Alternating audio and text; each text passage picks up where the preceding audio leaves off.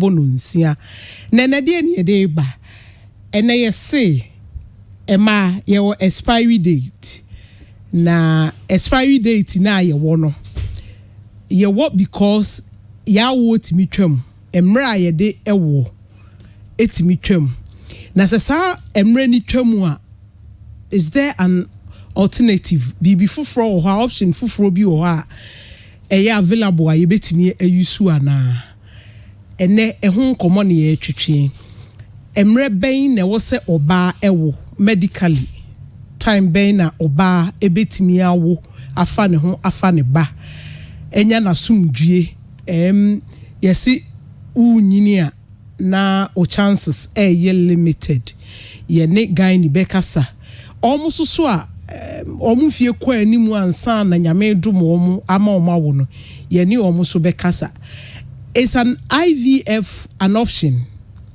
IVF se ye beyi ukunu ehun suo na bi awa wo nkosua na ye de ahye adiem ana ye de be ma wo oba no akari se kra de ye wo surrogate parent mothers ewo ho obi etimije ukosua eni ukunu sperm ana se bi kra be ma foforo bi de na wakari ama owo akwala na onhu akwala nanim onhu oba na okari ex man na waje oba na okon baby ene yebe hwesa na yemani nyina edie nti mpo na wose you go through these stress to get a child ene yebe kan nyina on women affairs between now and 6 p.m.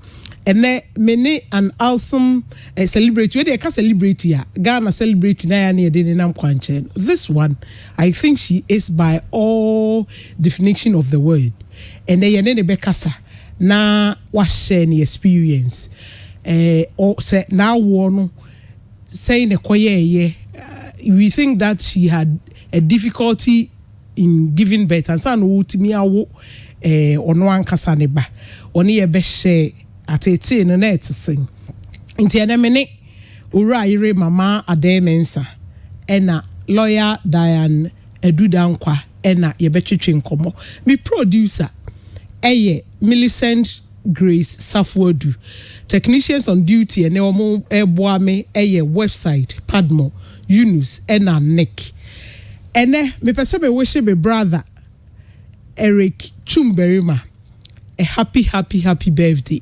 Eric, I know sir you guys are having fun but I have to work I have to be here. I've seen videos very ne maame dan na ne no di gu WhatsApp na and I even don't want to me pese be hwe na me kon ado enti me de nyankopon nhira emma me de empire bota wachi me ma happy birthday Miss Renya me said you will be san empire bom bia wonye ma dubedie Adonko next level any Adonko original hand sanitizer ena esoma se ene me di dwumadie brel COVID-19 enkoye the numbers could be dropping but lose guard because say COVID-19 ko ene maami bi si nyankopon ayi atre se COVID-19 ko me srew yenko so aye moye ho ban ye nyusu ye nose mask yen horo yen under running water na for convenience sake tie nyusu Adonko original hand sanitizer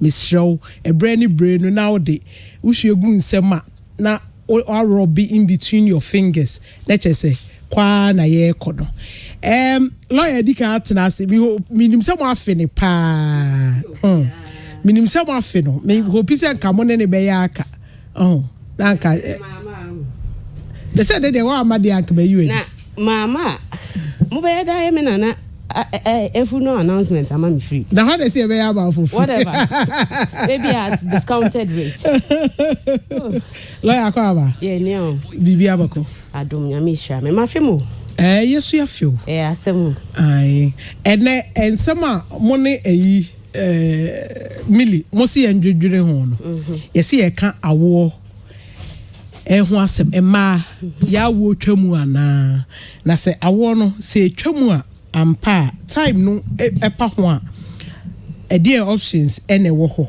ɛdeɛ na ubetimi ayɛ sɛ bɛyɛ a ene enkrofo a omanimre yɛde emetwa employee ɛdeɛ na ɛwɔ ho sɛ emaso ebenya bi. Before then, let me say a good afternoon to my big brother, Honorable Dan Buche, MP for Crete, the Minister for Regional Reorganization and Development. Rawaku, Nyamenka ho mechiao ene ebeni ebi nyina. Me wish mo all the best. Laya. Yes, Akoto. Bibia fine. Asa na akunya na enye fine ma. Enti ahonfe studio hanko ahonfe anase. Oh. Yeah, but I'm on to this na Facebook for nchen. Oh, Mr. Facebook for mo bi anhwe me. If me can say yes sir. But then me nantie bi de me kodru. Empanyimfo bi aso eye. Enen so ya de ye nhye tuntum. Nti wo na wo ye wa ye ti say den kra. So she black. Ah na ye ade. Sa pepe. Nti me manefa empanyimfo bi. Eso na say me hye de ani ete kakra. Nti me say de edit no can't mean she simple we wiemfo de. We wiemfo akoda ade ni o. Na me mo bro ni ti. O de am yatufo bom ni o. Yeah, Jehovah. Lawyer ontimo bro ni ase. Okay, lawyer nti ye bisa say Emma ya wo twem. We will speak to a guy for professional and scientific explanations and but Emma, the experience you've had with your omame wonana ne ade any what you have seen Emma ya wotem yo Akoto mechia tiefo nyina mafi obi a otie omo fa ho di konkonsane ade mechia mu nyina ma motie na mo commenta enche dan desirable nyina mete medamase etiefo asemu ya Akoto ebisa ya ade eda makoma so a ha me pa na etete me nso kakra de nti a ye kan si etimi ka se aware ye nye kaba style na etwem nenso me de manyi afiye me hu se awo etise kaba style etwem nti sa Akoto bisa me question se ma ya wo twem a eyampa ya wo twem nyame boy ye bosu no ode niema bi adua emu a se unyina na ade no nso so esote de nti a ade we da makoma so ampese ye kyerɛkyerɛ na emma enya ntiase wo ho ne se first schools efeli kyerɛ sex education sex education is see akwampo ne inculcate into our curricula ye kyerempa.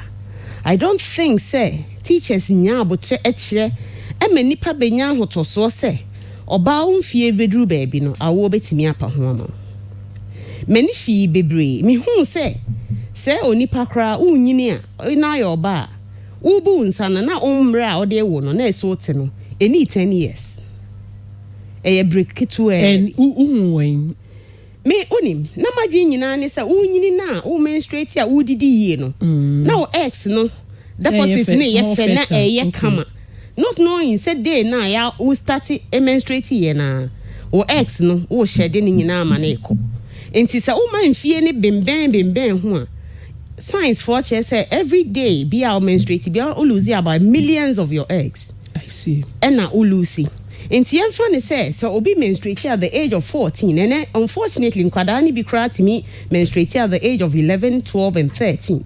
Enti sa nipa ne be menstruate a lose million sa o be nyini ti say 40 plus no na ni millions ne bebre eko so enam school sem ne yen system social setup no so ene me kasapa hwa na government for omotie me ombebro me if you say omo ye social setup no en motivate ma omadwen kwa aware so ntem ya dwen nyina nse ko school pass exams na nya adwuma pa ye refi se onya adwuma pa na aware unya bi na awo nyame amfa ama awan pro ho anya abra nyame de ma na epa ho a e the frustrations ba eno na ma etimi ba ho se oba etimi ko na sofo sekoto na mensaw all in the name so power nanso senke ye training ye ma e ma o ma dwen ko hu say me ye oba me sua dredu mprempenso bi a ehia se me de me hu si ho se me wo e wo se me ware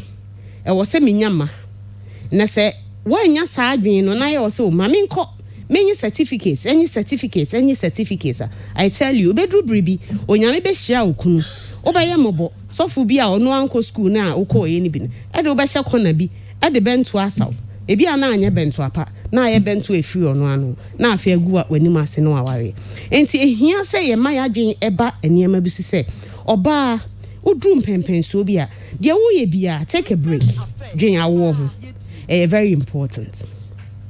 Now, to what point now Udre also Udrina awo a planet towards a war when you are busy pursuing your dreams?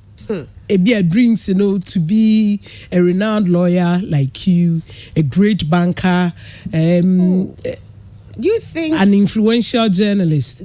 At what point do you say now let me put my dreams and aspirations on hold and think about having another me, having children, and now making family? Okay. Sir, adwene ni enti muninti. Eno na obetimi ehu so obi aware ene. Obi say the number of abortions awaya or ye be 1,000 and san ohia ne kun. All because osuro say obenyima ma ne maame ehu. Ne ofa bi ehu ni mate bi ehu nti bia at the age of 20 kra nyame ehira no o onya yefunu enso osuro se ye beka se wapre wo hu na wo nware ye no wa wonti wo afa kona bi na ye afiri ho ama no 20 no echi no ebi at the next 6 months wasa anyim biem wasa afere no wayi the next year wasa anyim no nti obekoso ya o twen awo o twen aware enso so ontena nyame na ase ene wa ye se mistake put we ye de aware for ye and so enam say wo suro se ye beka say wo nware ye nti na otugu enti me gidi say obia should have an aspiration in life or you should have your vision, but in the midst of everything what I'm advocating for is baby so otimi ye wadwen say menyini abro so 20 years. It doesn't matter nipa woni bewo.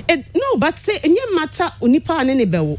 And son or baba wadwen so obebie ohu ama obere mane wada unless say under some bizarre circumstances a rape you. Ben maybe abaye wadwen so ne beda bia hu say eye di asemba obeye proud of. Enti say wo age 20. I will not advocate for teenage pregnancy, but even that notwithstanding, here why not? Falba because a gift from God. Enti say 20 years no. Now who say me pese me drew mpempenso we ade anyame de ache me o madwen mu minima de dada enti se 20 me nyima se me okuno be ma ne ye me ho ade o anya me ho ade o eba ne ye japade anyame de ehia me enti ma wo me ba lawyer ankrofo beka say o suru nkola na omu esi. What I'm saying is I'm not advocating for a teenage pregnancy. I'm saying say if you Ghana hakra ye can say when you are 18 na over you are seen as an adult. And yes, sir, I just say be a Children's Act. And they be classify or be say 16 years onye adult. But 18 years. Says I need be to me. But what I'm advocating for is so when you're 20 years, echo. Na say nyame once na nyame na say ensua Sunday school na asem. No ensua Quran mra. Na so also ne be ma beda onye ma awo. Enkoyi mu. Lawyer, unim ensem ne so ba ko ne say. I wrote this on Facebook some time ago. Sorry bi me mpese mebudin na emam yunu enamfo omo nyina anyem na ba ko decide say is enough sin for her to fornicate. Enti senyin say na nya abade a onkoye abortion obewo no matter nothing. You to nothing. The other one no Echo yiguye because of ferry. Ye be tu asen ye be tu anim ni ade. In fact, in some churches say wa nware na wo a akola no ye dedicate no. Is it not hypocrisy? And I'm saying akola no why dey? Mamen kan aya ye musa so for religious leaders. And asori ya make say ye say akola en dedicate sebe so for no. Ye won one chain. Yo, ebi an refi adom nti on him said grace a covenant in refi obi bone, but we should not be that judgmental. Enti enunti nema enkola no ebia enfonso aba but o share the shame. Minim young girl bia onyemye na or the bar sorry or the car sorry because of you say anumpo de nenye fika krasa bi oye ono anadwuma enya so obe depending on nkrofo na maame panyum abusa ne senti de waye ohunti ye ofe sesing because what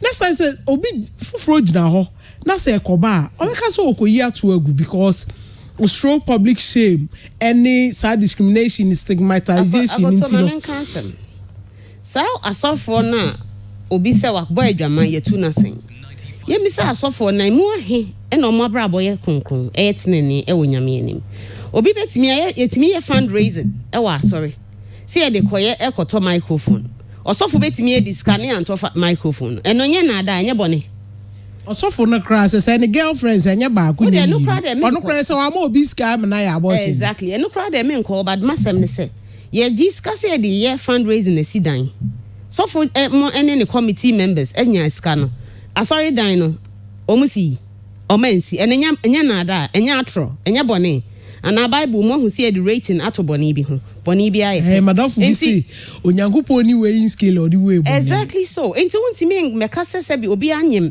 enti sa adwen na ye de hye ehunhwede waye ho waye no ho dan ye nipa na nyame de ahira na ode adwen mu enti sa nipa no sa age no wanwo no okoyigu no wanwo biwa na sem no beka ne sen so na ni nyina so no me blame said ye educational setup aye ye societal setup aye obi betimi anya 20 years na sabi oni di ode eto aduane kredi na ni nyina no me da nyame ase se the present government etimi ahu se vocational skills ehia mayen education system now once first obi ko vocational school la yes obabon nti no koy but now your universities they vocational skills enti se wo ho na so your ba na onim se me de ye aduane no a enti me no aduane a etimi ka se o ede emfa ho ne se unya nru university wahu ade wo niche area me dem no aduane a mutu me ya ese edo nti ade na me ntimi nye na me serving crofon kakranka kan save sika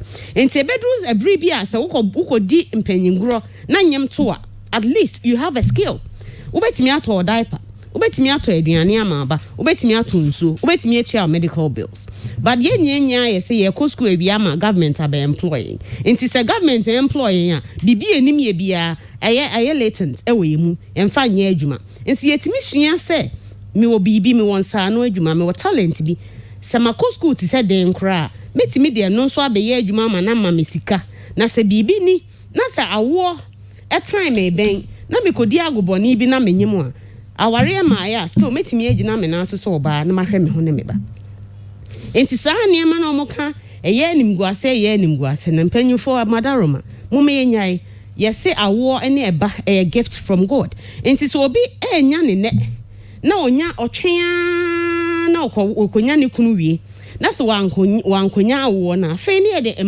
emma ebetwa ne poa na wosu obi a why educated person an elite na wakosofu bi a oya quack obi a ono fo say na education ti say ne more exercise no onu mo betu no fo say e wo say me fa ade we na mkodware unso mahomache na me yo say e na osua nyansa hu say oba me bre twem enti no matter what me drew 21 22 20 say to me samantne rade na say me point nyina ni samantne rade na say amokronkron bra na me say me ye de obi ye bidia menyema e wo say me wo efi say ebedru brebi no na awo no wuchi na ohwe ye ma de wo de sa ye ma de odi tua ye ma de o se ni you keep on hammering on that. Oh Jesus Christ. Enkrofo yes asofo ne me enkrofo wo de fa sofo ato asa ye nyini ye kan asem kire what dey say see ehunyansa bia nke bia na nkomo we ye ni enti lawyer at this point I am 43 years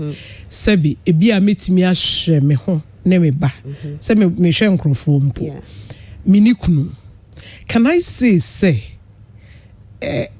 I want to have a child nama have a child either by ebia IVF and now say ebia menu obi hihye and now say obi so no ono bema ne wa yesi e ma ne bi cry hit and run onyema ono obi ni aha say enye say o kan tro cry on kan tro say bra be hwe no aha enti no eno na make say yetimi the skill be ye adwuma ni abe self sufficient to the point say yenyem a we be cry say wa ko school we ye adwuma you may not even need then what you na wo twen bema na Ema yeso to say the more can no wa time atwam me ntwen sa mama ro se me hu nyansa we a nka nkomo we me se na ye ni enti ntwen so ntwen mani medru sa e be experience you've had yourself why not okay me I walk radwe na ni madwin what I say na me ndwin na me ka to say me hu say ema ye ex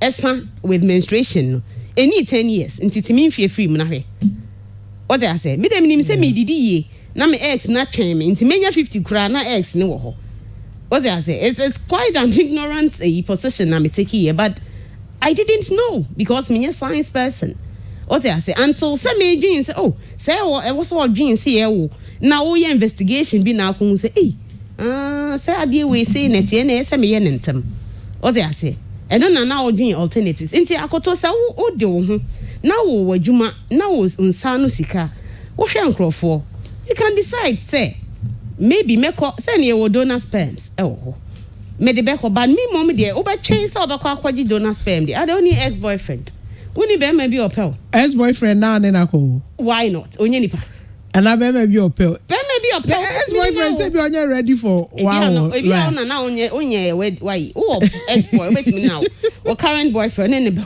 what I say but say ni nyina etwem now full say e be a main falling on these people there are donor sperms around obetimi ye alternatives obetimi akwaje but the American say akoto emaye ntwen ko drew sa point ne say ye kosere x answer I know say is an option asema making a dicey is an option ye betimi ateki but aden na ye ntimi enye ade anyame de ama ye nye ne nibremu say ya ye ankasa ye betimi ehu ade we de medie ni me ba cho ne me adwen yeah and you know you are doing to some extent to but some extent but baby nso so na say oba no wo ho na say wo hwe nkrofo a e ma ne nye wani wu say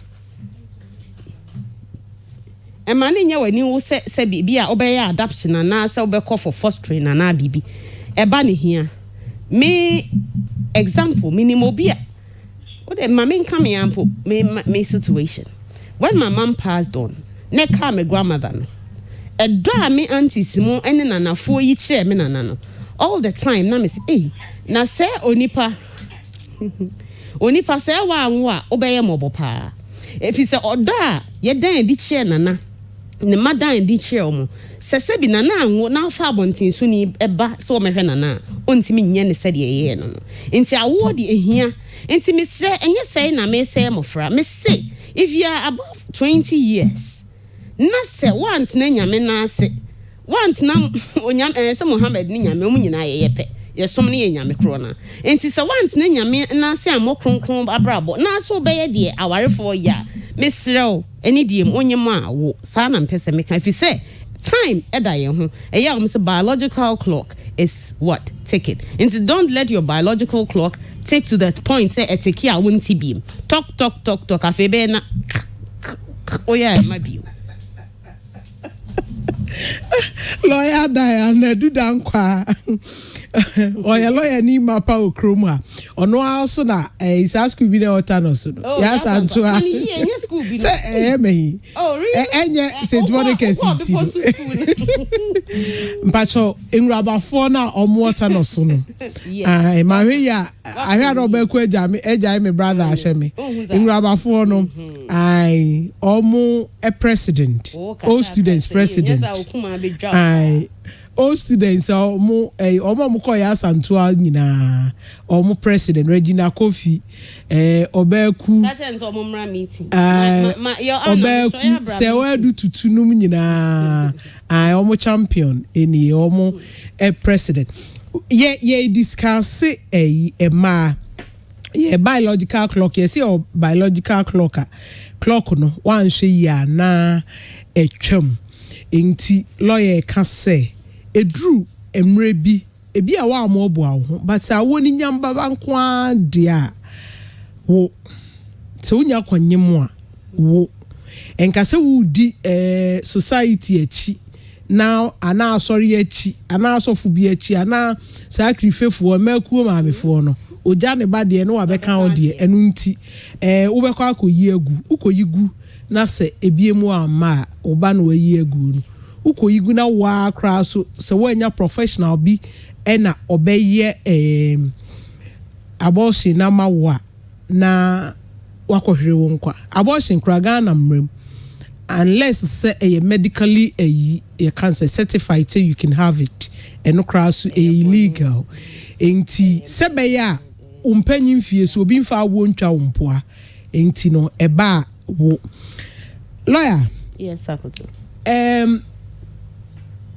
awo no aba at what age na awo ne ba omo no because age ne so matter ana the American say Akoto me say so ye mfrɛ wo nye 19 ye beka so ye teenager onti teenager de edru de de ene de hwɛ wo hu so ye because no one kwanyem okay prevent okay what I say ebe ye wo maame num kra yaw say wo ko school na at that point was makwanyem na da be na be sa akoye wasi no ene de me say omo no omo nkan ye ho but omo mpo se to omo a omo but if it's 20 years kone de if it's 20 years kone de was sa utimi wo kwan bia so was sa utimi if say ne unya ye ma yen ma population enkwada active ye omo active sexually active obetimi anya about 65% of enkwada omo sexually active and I say age bracket of 20 to 30 omo sexually active nti adenti na sa onyema onwo na akosem no na daachi wo de asudie abeto wa onso ama yasa wedru ama yakotua mama feel Nkrofo de mini dresses a rest studio okay wasu gusu awuti but lawyer na o microphone on okay wasu gusu awuti women affairs on pure 95.7 FM pacho ladies na be confuse me okay ti ye ka ene ye ka awo ho asem at what time and awa anwa a big deal ye san komono na ye die na mpacho betimi de wadwen kire afa 0244 606 500 0244 606 500 ana se Pure FM Ghana your page on Facebook Pure FM Ghana your page on Facebook na ye do onsem na to dwa amount Eunice Obi ye call no kan Akoto no confusing the background instead so make Eunice okay on Facebook equia me pacho equia me se test ma ka se free equia test why men frame me oh okay on Facebook Osebonsu say this lady Diane Edu Dankwa I want to marry her hey na nyo Osebonsu ne busa Milia se na anu yi okay say lawyer na the kind okay maybe the anybody there me the very first but unfortunately only chance Francis say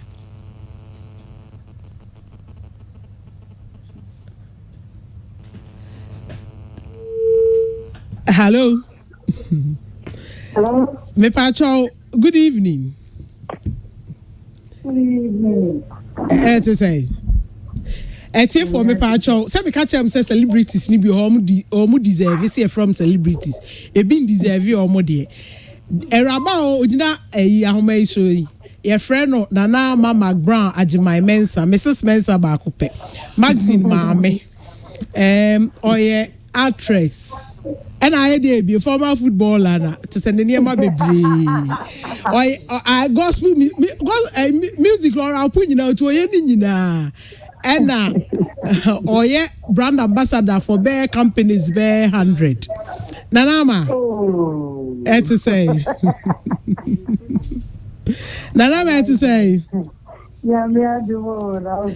Boko, Mr. Mansa and Martin so want to say. Yeah, me I do now. Yeah, the Yankopon ase. And then you said yadika twetwe nkomo wo afidie na chi no.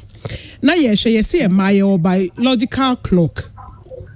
Na clock no tiki side do time bi o dia na afi eye ni ko eche se wan hwe yi a na wawo etwam yenim Ghana ha se o ware ye eche kakra nsa na awo na eba first how was the feeling say na net ye ushia max max a odono na mo ware ya na awo ne mana na etisen that's you na Amincha mikrofo nyina michobia otemenka kumase Kumerica mpacho Kumerica sorry Kumerica I need you more me greet you all na anyway you anyabone me uniamu a ono machia sisters michechiamu na the meka ono say Eunice dey kan I think say already so so think oh me dey be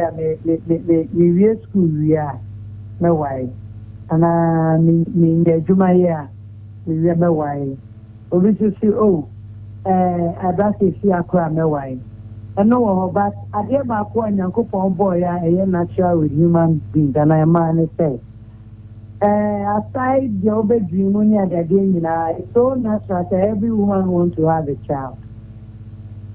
Me see so na me pesa me wubi. Oh sir, at what time na eba oni so person wo? Oh, me nam pesa me wo ba 320 ko nya 21 nya nam pesa me wo. Okay, na die na ye consider. The woman say, "O sa wo sa asa fa wonim the wo ye pi o ma me mo na control me ada." You know.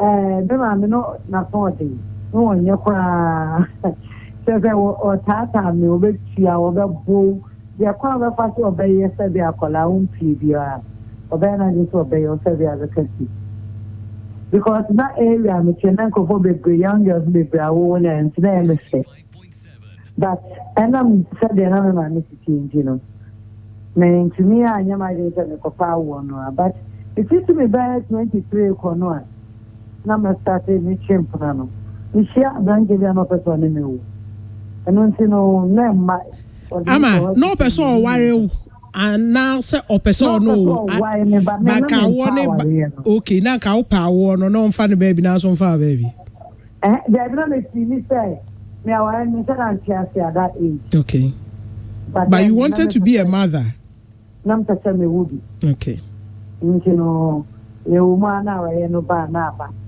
awari ya no nshara nye me priority ta ntino awana na me pesa me ne wubi ntino yesna kaka ya nya ina me ne je mu ana kwata ti mi sini kariye mi didi mu na me kam na de so say me de na me awoye me se ntino me pesa me wubi me ya juma na me ko ba ni na ebeju me na juma me didi mi trimu ntino na I want to feel the new kakra.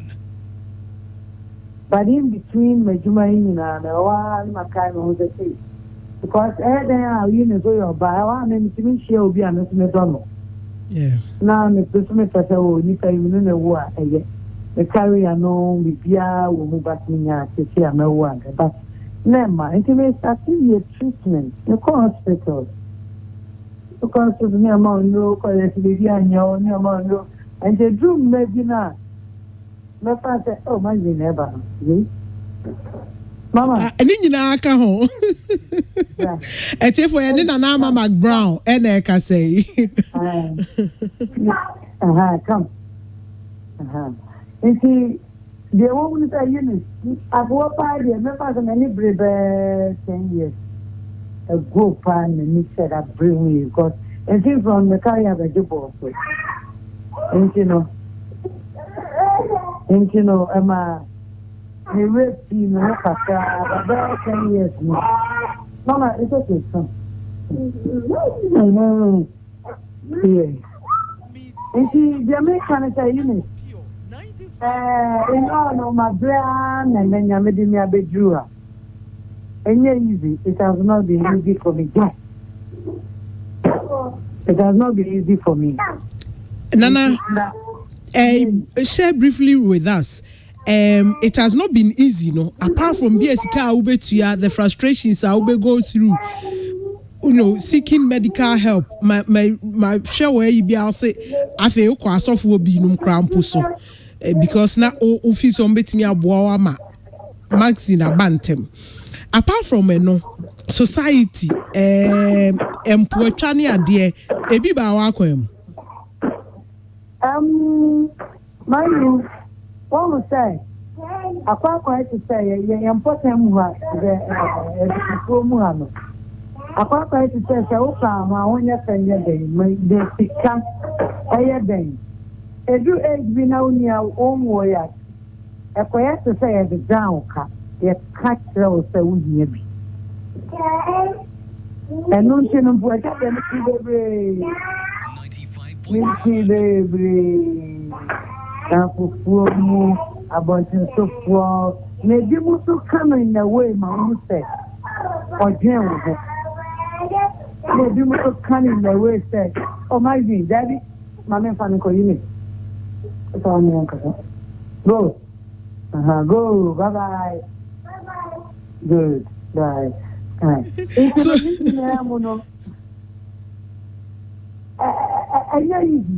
That was true. Now we him say, when you abandon the other to me, I share more.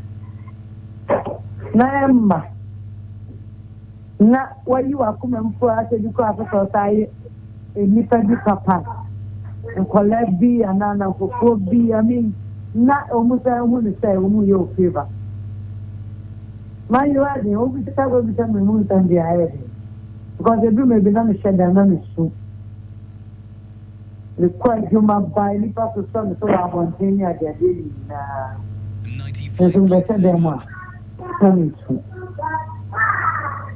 Auntie Nana, X-ray, oh yeah, IVF. IVF. Pacho, ubeti mini yashe. How many times now? Because minimum be also why 3 onye beam or give it up. Na or 45. Inti when the 45 now I 3 already now. Anye ye need the onye beam. Oh dear, no and how many times now? Is there in Cranshebia or the Bema or more? Or more pay beer or more go through what you went through? Eunice, I can't you be we have support the way and you for you know we are doing. We have such a book now, minister, and I'm support. And finally, also become a part of what I say. Many parts of and then support. Now, what time we have financial support? 95.7. You forget the family, you forget the friends. The two of you know why you are in Costa Moya. I be a Panamu to Sana Mono. Because the woman here in Mota, here. The way you have there, said you are down to make a big you up and pass to when you have to make you up.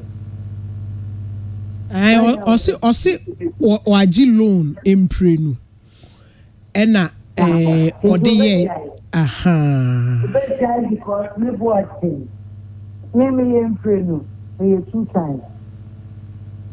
The first one I knew, the second one I knew more.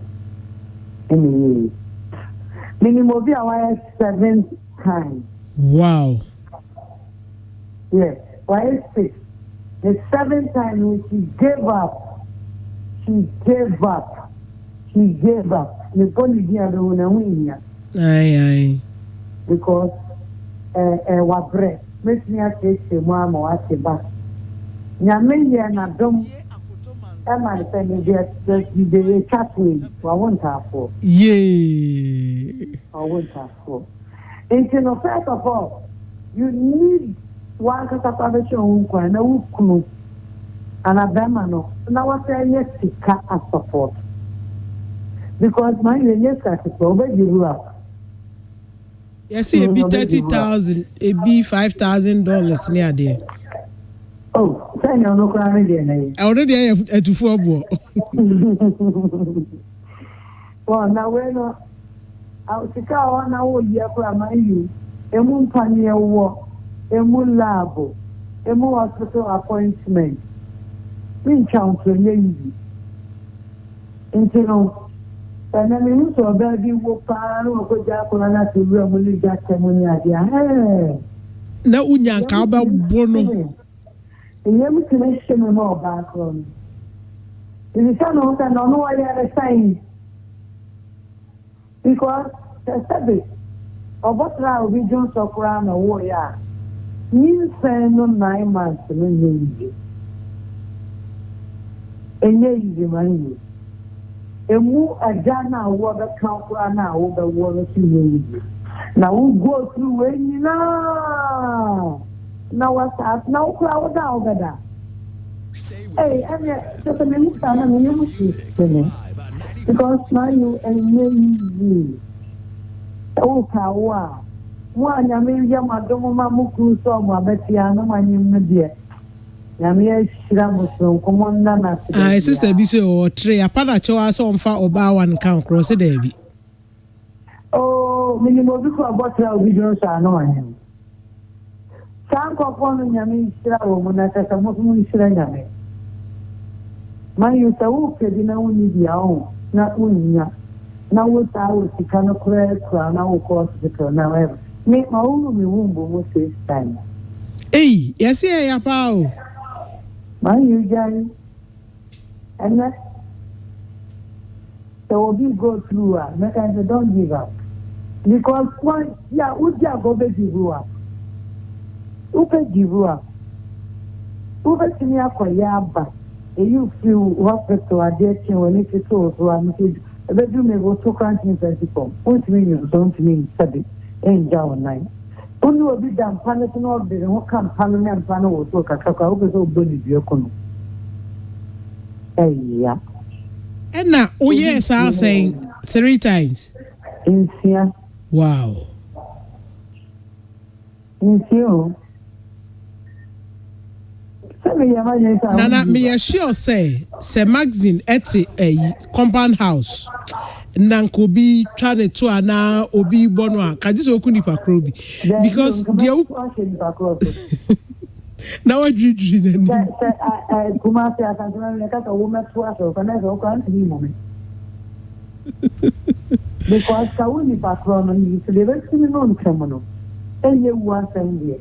And Kadi knew what a woman. The Bana Polycraft is equal. I was thinking women and on and no what to. Oh. Now other boy, Jana, my order. Diana Colada, my order. A dear pan, why out of ye bomb pie so Yankupon Bekra magazine now my kupim say or be greater than an Ama Mcbrown. Any maso Mansa. Amen. Aye. Nana Obi di jenoko ani you. And na me am fan go see the second you. because who him say magazine wo Me kopa me no go be able to shum. I don't go ni ba na. Ami washi. I don't go ni umtia. Ami washi. Enti no I do much check I check the more very Man, I can't express how it feels. Me, I can't explain what I went through in India. I never know. No one especially be and no what would deny Nana to know never best ready I share a young clip when you know one child before never know to Jesus. No no you may be some friend na into not be way na kitchen on the wall you know into no way say hey tell on the wall no far hey na as a memory, as a flashback, as I wish she can be like that, but she keeps growing. No, I don't know, my. Nana. And the beer where come and the beer where Yaminti obey sa adrum inshira asundwe kwa na ode beba ofie de bia ai de bia hu na ode joy bebrel and to say the okasa na e bom pae se obia o pray for the fruit of the womb no nyankopon en nam magazine so kran fa bi nkoche wo mo ai nana before I leave you obi a all pebe bia se ebi ani age en twam ne clock ni twam and now said the clock twam or final words and words of encouragement I want for such people are almost despair because what tries are a day in our catchroom. You men and Ama Mcbrown. You see, if you never see free award as the Makoji Award, if you come back, you rest your pet. Let me run a bathroom pen. The shaman you more can you Jaya and maybe there. Mrs. Tommy, yeah, what the time means, no other gouty. Because when it becomes a rather that day, I'd rather that day. All my memories, all my ladies, yeah, now then I said, I was asking a lot of questions. I was asking God too many questions.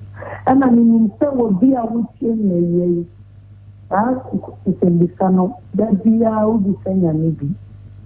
I don't know, was safe. The rain to you. 95.7. And I didn't rain to you because Bible makes it say, okay, we are saying no one and no because or you're not going to say for me we are saying at once into one year again so the water can be a year the country will be honest the one only you will go through financially, emotionally, physically. Konase to James said that be away and many yakupon casta. A who fear not a 1 year drop here. You can't echo doctor. Now, all should show when I'm winning now. My even piano at the upper year blue. A driver, I'm a Eunice, no any man and mamma. A driver, I'm a man, when it comes to our war. And remember, say, you will be our womb, but you shouldn't mess it up. You need to trust a drug beer, what you call system means. Because we know womb, not a drunk crack or say we choose to swap. And so, every afternoon, I say now, I could do ideas in some. And also, next category. In Sinome, the next will be our say. That's why I told you, bro, Hanessa. You're wearing a star. And that's about the day above me to draw. Because it's medically so hot. 95.7. But the apostles at the beer started and open numerous. Now, after the semester, yes, Kumus, more I know now said. The Bruce, I know I am the Bruce, I am that's what in Tiana, aside empire as a white children, I mean, a present you today here in Ethiopia, and they are the only people who we could look up or look out for. In Ethiopia, we see that the Burman social when you know you're a teacher, they are now crano, a wukra. If you must say, only a woman, a man, and you sign a panel. And we go through more than they think of. We go through a lot, they don't know. And we need their support in times like this. And we are born to be a beer, be a woman, to be a mobile, be a bunny. Amen. And you say, I need that for that.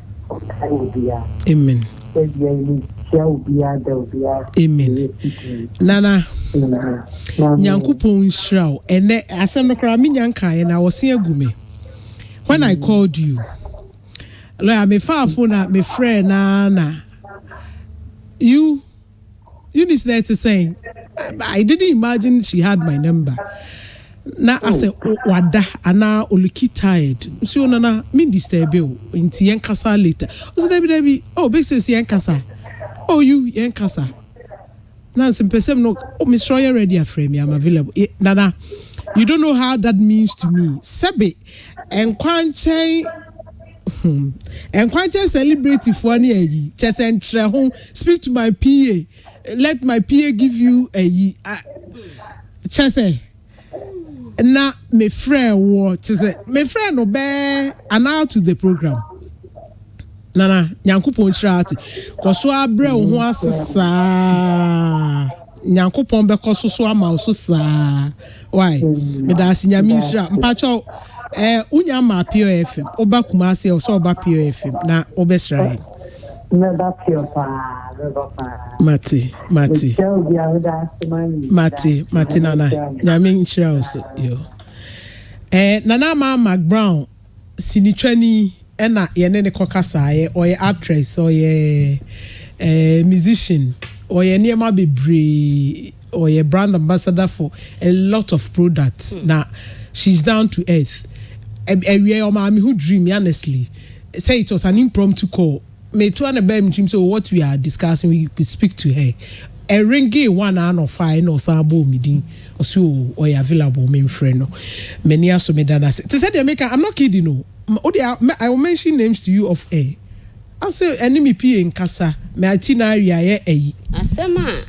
Ejina hakai. And it dear me say. And found course at to be en Mr. 20 years again. Now. Mama, mirror crowd. Malaya Casa. Maybe there, yes, I'm training and almost training meeting as intimate. Bibi enu awa kan won ne nya adwene. E be na de. Ene de me ya adwen. O pese o support bibi na. Asema ye kan bi o mo ne me ya adwen age se me kasa aware mi nya mo ne. E do na ya no mo no nya. Ya no so se bia na ai ade me nsa de me ma be second na. Ene ne ya so be ma ko. Aha me kra de o hu ni ani mi aye sa de. Na bi me kasa che se wo te abonte enyo ho so be ba. Te emfa. O ba twatching. Obi same. Lawyer is so real. I have to Francis or say lawyer, you are too you are too real. Francis Enyan now so say that is hypocrisy on the part of some pastors. The child hasn't done anything wrong. Develop skills to be able to look after yourself. Okay, now that we are talking about pastors in here, happy birthday in advance to Papa. Reverend Victor Kusibuati. It's now your birthday. Yeah, 7th September. World Victor Kusibuati's Day. Wow. The Victor Kusibuati. Victor Kusibuati. Daughter of Buati. Hey, what bed? Anyway, I go to him and I'm lawyer. Your doctors are almost a penny some near Becasa in Asa BB Abesanke. We are still trying. 2 of them no more any emergency surgery. And 2 others we can't get them on the phone. But lawyer, before you leave, can we consider adoption? Yeah, Manaya said in our part of the world, adoption enya sama ye pese yeti. Sebe se we IVF na enye ya. So great mother ebi a untimi en trust. Millie lawyer for bra. Okay, untimi trust say so great mother se ne the call meaning yesu obi ya no hu baby a maame no carry ne ba no e ma no no. Also the scanner call back.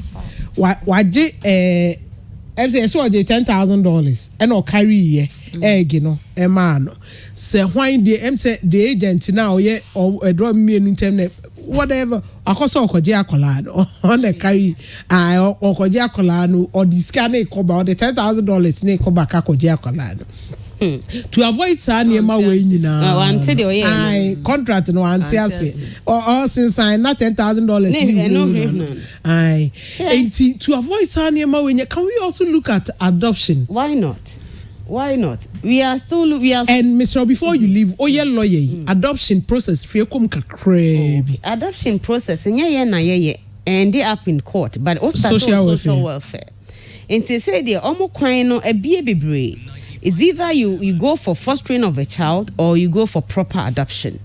Okwa officers nebe ede go through process no. Now go through training. Your checklist was go through now meet all the requirements. And to meet requirements now the application be now meet other requirements now. Then they go through training near place Accra. It doesn't take a day to get it to, but a process into starting in Tema. Now we be in them. They may kind of say, be before Ama near maybe a besia kasa adoption and you're part of your culture. But the enke who say you show Crawforma is an adoption. Yeah. And Crawfortity and chain, you show school, you cheer medical bills, and your adoption. And now in term now who say challenge be ho into me kwa GB. Sebio Namashena, a shampoo.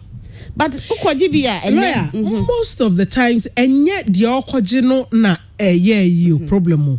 The otin chain. What we tell Akoto, dear men in edry.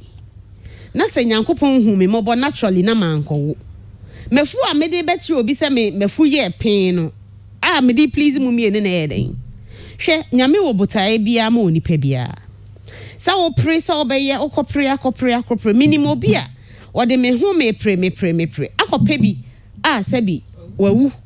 Oh. And on your adoption no, and an adopted child no, ebe do no who say, eh, say ma mi mpo mi free ni ye funumu, and then so do me atiti mi ye say, obe do say de oba abedo. Nti adenti now go through that process we nyina abe how. I'm sure in the end, nyame nyina wachia. Na don't kwa e betwa so. E dey na ope, say obi be from mommy. Go for adoption my dear. And no so kan yen ho. Na ni nyina nso bewie mema ye ne wonte e wo so mo nso so etimiti ya se oyire e wo challenger pushing of course so for so u betimi compensate no oba foforo be wa ma we wo ho nanso ofa eno ho ko wa lawyer meba see I'm not being controversial so oba ne true say sa point na hu say wo twe na wo oba na nso so o principle nje oba Sarah de ni bi bakwa adoption ama kunu kwa ubi because who ni bi no ebi abema no nsi ni bi nti wo ntimi nya mo no so nya bi ene de na wo ya selfish manu konya bi ebi mpo oba na abeje na atete na obedo se maame a o se ase en na minimum de make nyina asidua ne se Mr. Official team so your ba biologically no ntna hode bia ebri bi beso na wo kotua asa na wo hohoro wumbum se de na na kan yi na ede niema bebre eba na anya 20 na aya wadwen se menya akunu bad makoye mprewa sem mapre me ho mant na nyame na se makonyema ede ne su kwan wo enkopre ho se menya wiase nyina ansa makowo wo na nya oba ansa na all these in some aye ken wo do ho akofem so nya aba na you be so proud eya hwe mami o TV su na na ma na mo Odeni bani na ba na mo odeni bani hwa no oh as a teenager exactly also on person be promote but say they okay then Vivian Jill so wo Clinton no also ye young so start NGO be crass a young man dey sana enti sane ma we nya na make us emfa hu go she me we na mo 21 yo asema me kan say asema me pese me kan kwanse say edrum bribi now try on say dey yakra wa IVF no hu no menim say dey me kan no kra ebedu baby now wow x no kransen san foul say age no age exactly this say the medical kan wa say now egg ni ntimi nyema you say okofo anyonko foforo bi e de enti sa bre na me kofo obi de nam kofo adoption a enyepe enti mefu e be ye pampiama me kwa no metwa s and am pese no please go for adoption my dear I'll leave you here lawyer Diane edu dankwa and am motining kano on Facebook Pure FM Ghana your page so a lot of comments Opele Kujo or say watching you live from Berlin Germany Apia Linda please I like the lawyer nice speech okay radio about fans ready if you about or say Bonsu you look so lovely and beautiful how are you or say Bonsu mami you them I'm doing very fine thank you Clement Madrid monitoring and watching live from Zanzule in the Lembele district of the Western region ABN Ghana okay #ABN Ghana yeah we taking Ghana by storm. Kwesie J say, hello, madam. I'm watching you live from Botafogo, Brazil. Oh, okay. Botafogo, Brazil. Okay. Champion.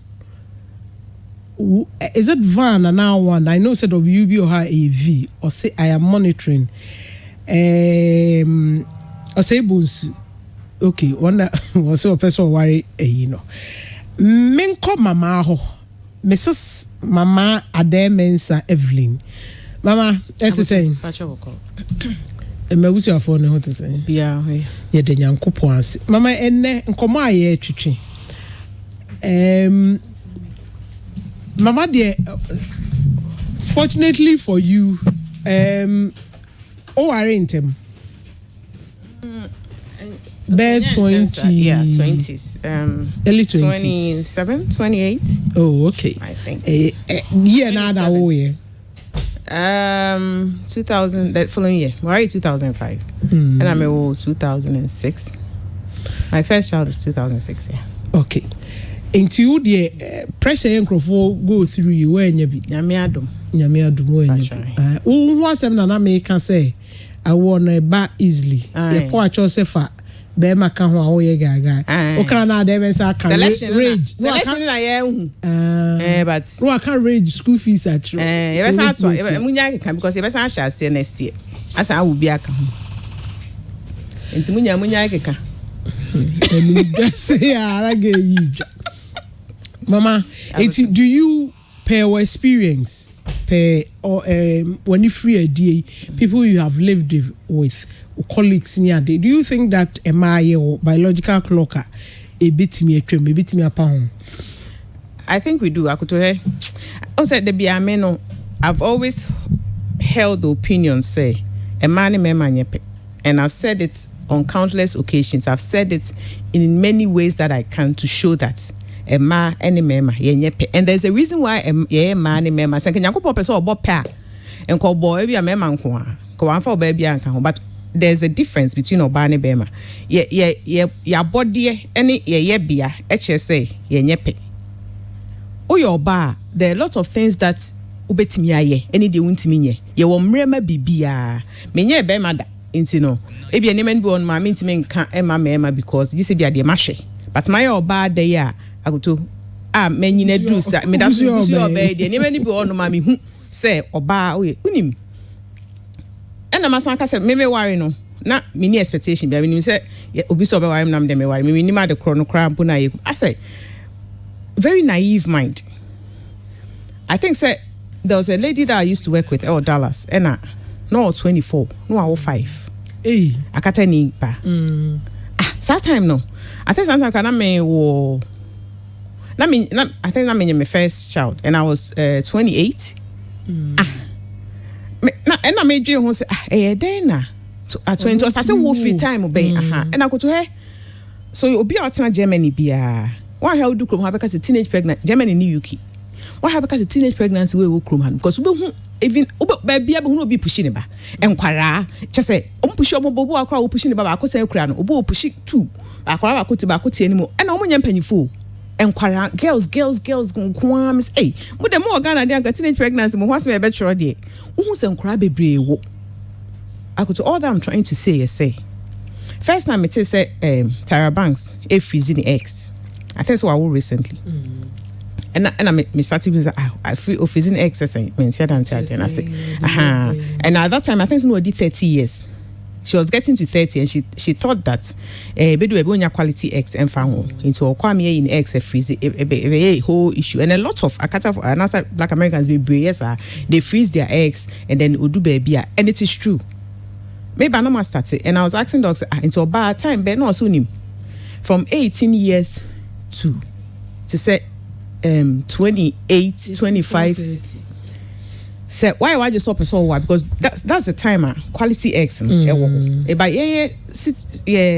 settings no o the infant from 20 years echo o your ba no ani abre na person wa that is the timer I also started now started won't mean na ho because udu to say 45 menopause ekwa kosi 50 na eggs na emu asone obetimi awo de 90 years cra sesa obetimi awo but sa quality na open no unya ne sa enti no ye ka se ni biological clock a yeboa ebedu ba bi na Akoto Akra wadi 20 years owu wi a na mo betimi aye no wa wadi 45 owu wi a ontimi nyesa no obo se wago usisi a start eme we wo anti di wo chiama ai obo se onyem na okowo Akra from 20 years okowo so easily o chimia o na Akra na ba ade chia no ate asi maami panyi wo fe na wo ba banyima be wo bra wo be o wi die ma de be ye wo asa to be we no wa go dada the complications and all that enti ne yaka se ni biological clock we are lying ya dada ye ho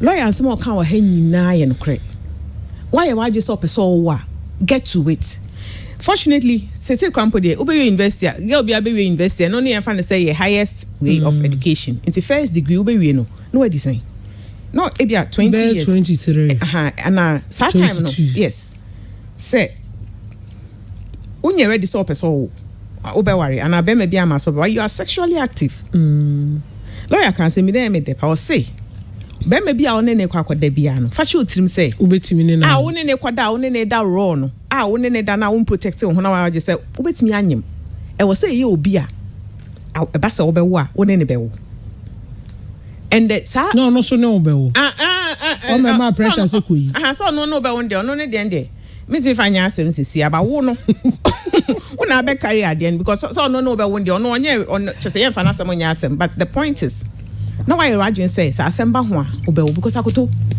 abeye big issue if you have realized me no have a very good friend yeah now that me the enemy yawo ya dan for na asem ho say she was a virgin pene ho asem yes a virgin keko virgin a chese nya mini pause bomb chese 2 a.m. bia oja bomb pai so for mama God is wonderful was no I worry for years 8 now good the point years YouTube more blocking na IVF how many times 3 times Akoto I'm getting emotional asem way asem kese yeah what di your ba would for 20 years ago ya wadwene say unim dey be amekasa aware at school yeah what's the be akasa me wa me say the internet me show say next semester next semester school school okọ ti ya what say school me ko wi a at some point I was okọ school no your ba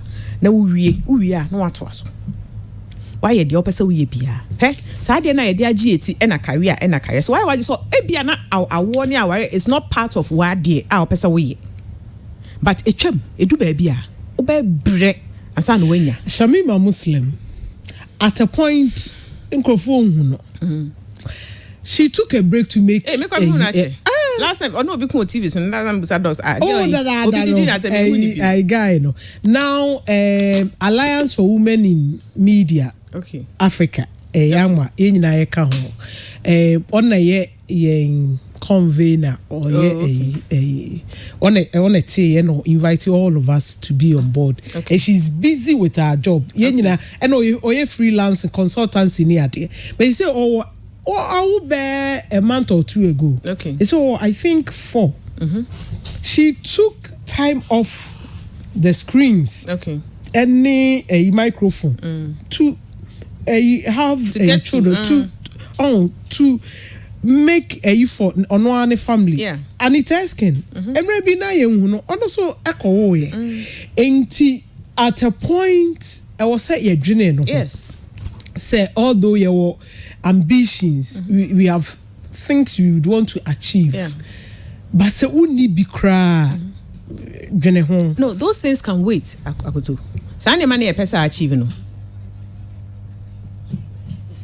sa ne man no a e pesa achieve no it can wait but awo one hand me ntwen why no one you fortunate it's only the fortunate ones and I said lucky ones no and I'll say twen intimidate me train and answer me kwa have me wie me career I want to get to the end of my career and sana ma yo obi ana onye chin ye kwai e bia be ya ma but enye obi ana ntibe ya e be simi ya ma ne sa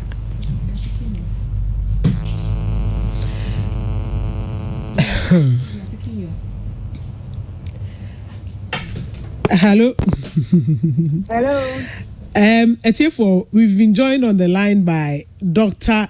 Elizabeth A.C. Crensel. or a guy ni papa pa guy ni our codenim back almost say obstetrician no ya na mintanka doc ya ma wajoba pure women affairs so Akoto I am sure that for some time now and Crawford bombarded with calls pa yes we repeated the session we had with you. Now, those who listen to you for the first time, just say, "Me na mentiapo ufi." Them decided, okay, you repeat that one. The calls I had, Omicron ojina mu ha said Dr. Messi from Nenakasa. What it means, they say, Adano, na a very, very, very fruitful. Adano boy pa yeda sinyankupon shra. Doc, and come on, new ochichi, yes, biological clock, Emma, your biological clock be Emma or expiry date. It said your mokano. Emma expiry date. Because we are buying a war.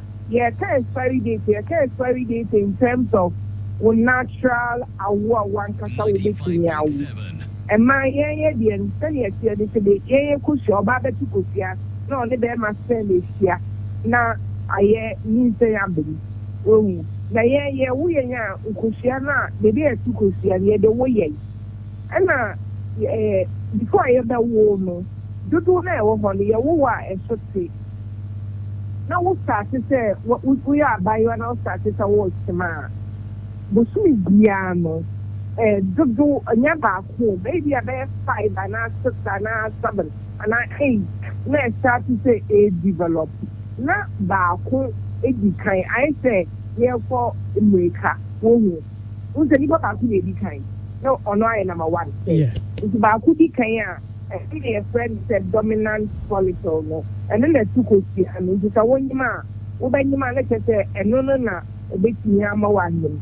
And I'm kind of ain't yamba, no, no, oh, inti bukuni biano aso ni se baako aso tegebo inti wo de say ade no wo dudu say e bia wo be 300 and I say 600 we we fika kra but we we do no kakra ba wo do na bukuni biano enya baako wo lusi tawanyi na wo lusi more than one wo be lusi by 10 into over time no na sort and then only a clock na ye biological clock na ye kan wasem no nti esa ko ti te besa ye kasa wu ya de menopause wo na after the finally esa na wo ti mecha nti echa dia na se naturally mean time ye wo ankasa wu ni enye naturally wo but wo ni ti ano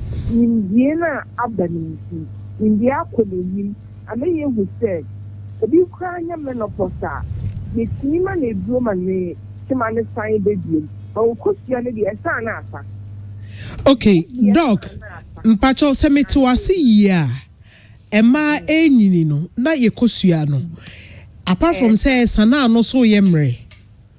I am ready to say, I am ready, ye come, what here, like I say, I am ready. But Nancy, okay. Yes, I am restless. And I ain't abnormal ones. Woman, but they want won't say, a baby, especially Down syndrome. Yeah, they know, or the risk is higher. I am yes.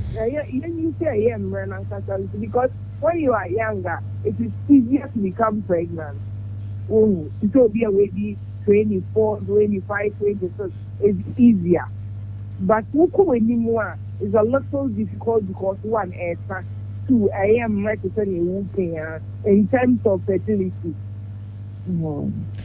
Okay. As compared to men, Manu, almost yes, almost 30, almost produce almost same now. Almost produce here, baby. And no thing that we are cooking within 90 years. No, we are by your 24, no, you know. Today, they continue to produce until they die. This is the difference. Doc, Patrona me pese me bisa say. Enti say what? Okay, ideal age and a year range for Oba to be able to have children. Time being period being between what age any the other now. From the time I will be now over your menses. So yeah, candia because from the time we'll be now menses. And then you say that then that's the reason we have very, very young people becoming pregnant because now saying California or moments of them. And to go as young as 9, no young menses. So from that time you can become pregnant. And it is easier for you to become pregnant. Up to like 35, 36. We are talking about the average woman. Because we also have people who are 40. I think no worry. On older. Who have 40 or worry, yeah. First month and I know I am pregnant. But they are in the minority. You see, yeah, I mean, very good reproductive age. It's like from 20 up to 35, 36 is all right. Okay.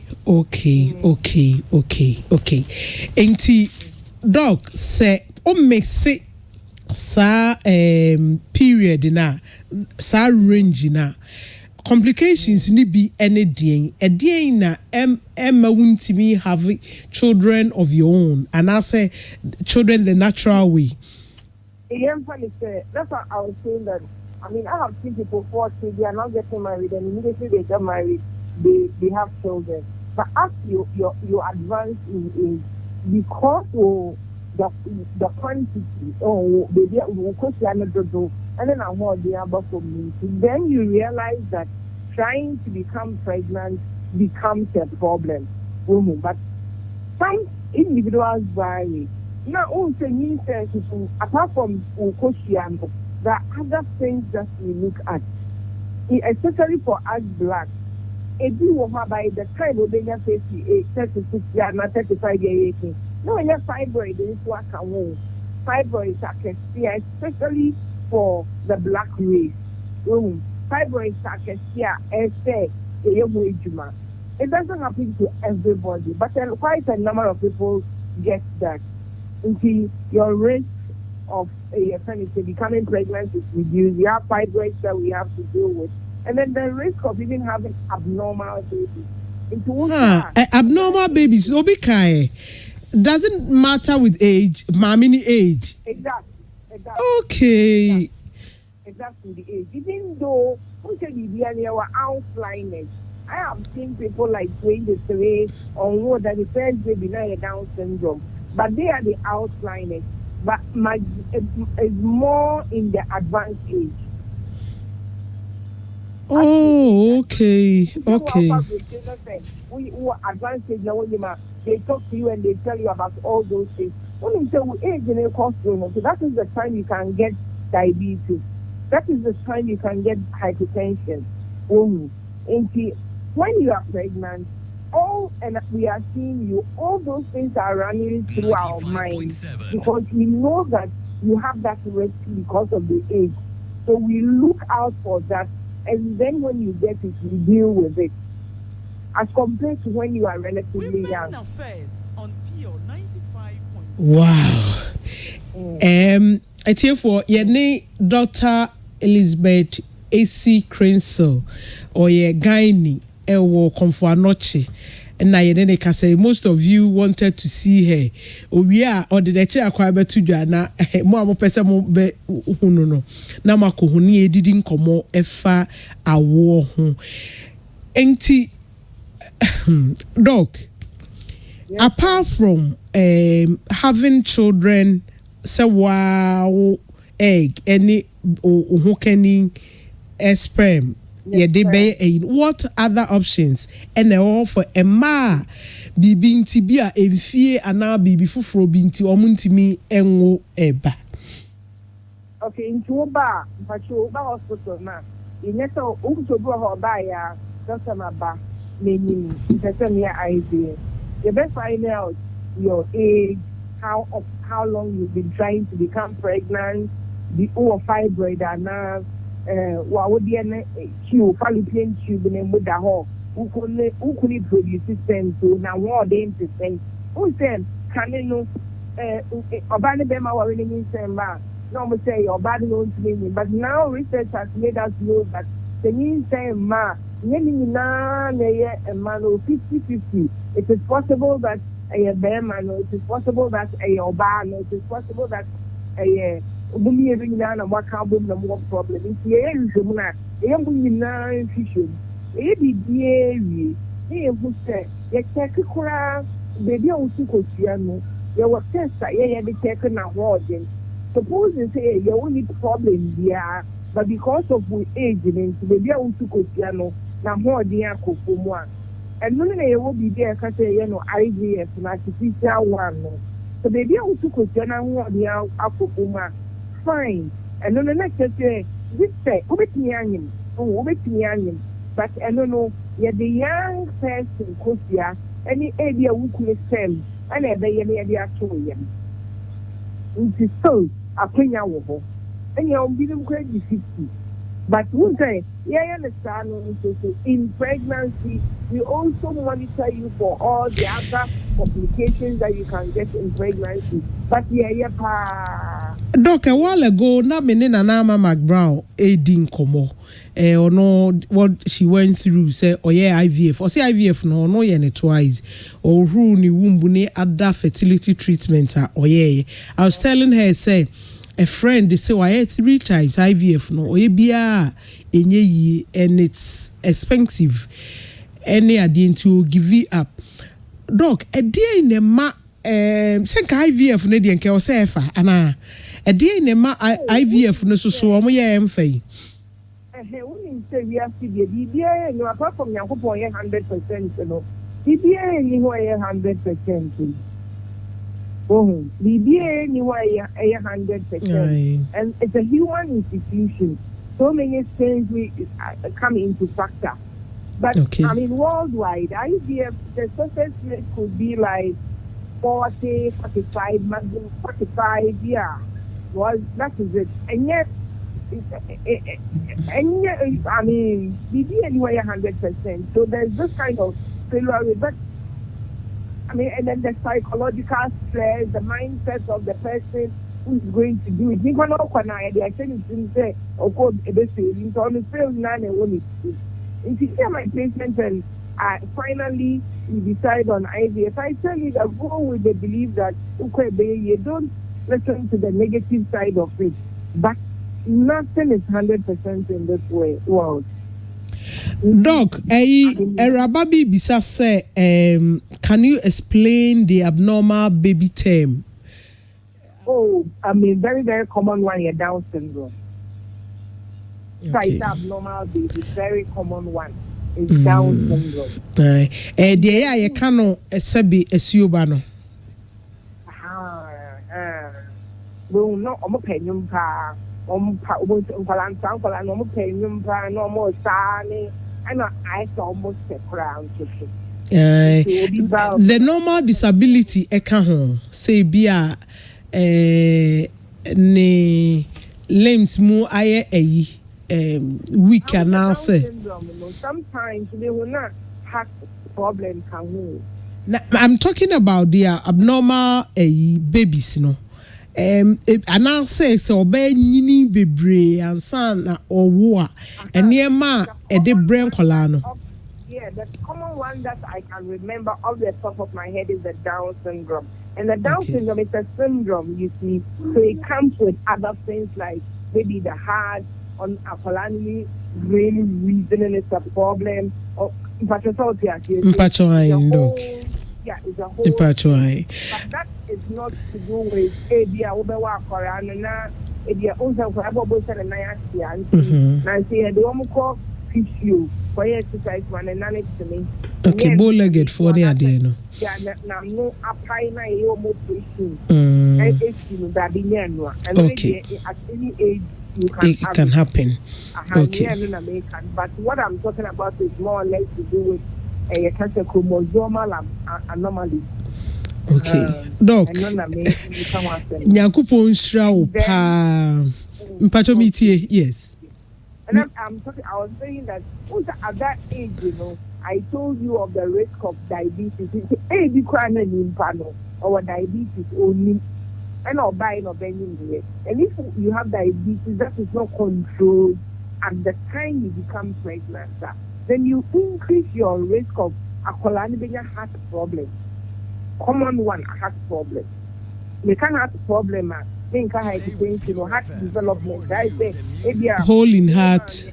Hole in heart, yeah. So heart development, you have problem.